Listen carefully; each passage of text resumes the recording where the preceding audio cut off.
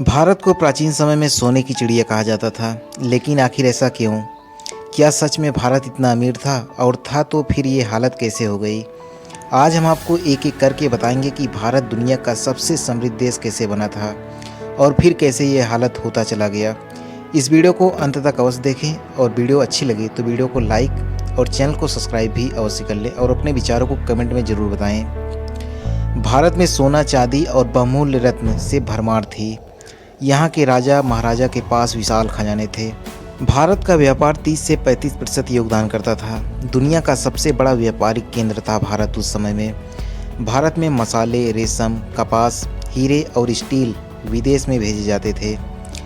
रोम, मिस्र, चीन और अरब के देशों से व्यापारी यहाँ पर सामान को खरीदने आते थे। तक्षशिला और नालंदा जैसे विश्वविद्यालय में विदेशी छात्र भी भारत ने शून्य और दशमलव प्रणाली की खोज की। यहाँ पर दुनिया की पहली शल्य चिकित्सा हुई। आर्यभट्ट, ब्रह्मगुप्त जैसे वैज्ञानिक ने खगोल शास्त्र और गणित में योगदान दिया।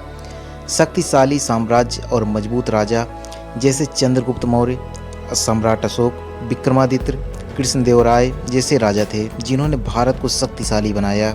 ये थे कुछ मोटे मोटे कारण जिसके कारण भारत इतना समृद्ध और शक्तिशाली बना, जिसके कारण इसे सोने की चिड़िया कहा जाने लगा था।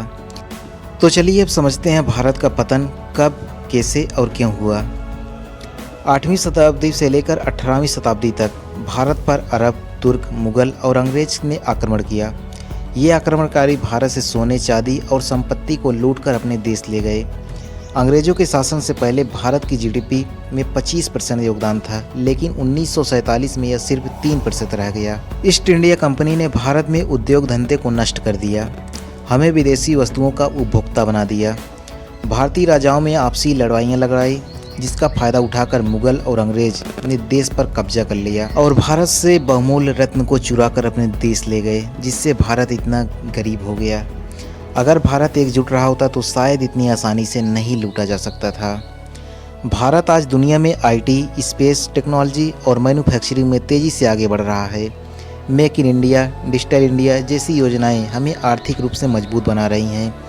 भारत के पास दुनिया की सबसे ज़्यादा युवा आबादी है। अगर इस युवा आबादी का सही दिशा में इस्तेमाल किया जाए तो भारत फिर से एक महाशक्ति बन सकता है। अगर हम अपने स्वदेशी उद्योग और कृषि को मजबूत करें तो हम फिर से आत्मनिर्भर बन सकते हैं। लोकल बिजनेस को बढ़ावा देने और मेड इन इंडिया प्रोडक्ट का इस्तेमाल करने से फिर से भारत आर्थिक रूप से मजबूत होगा। अब हमारे पास फिर से आगे बढ़ने का एक मौका है। अगर हम अपनी तकनीक, शिक्षा और उद्योग को मजबूत करें तो भारत फिर से सोने की चिड़िया बन सकता है।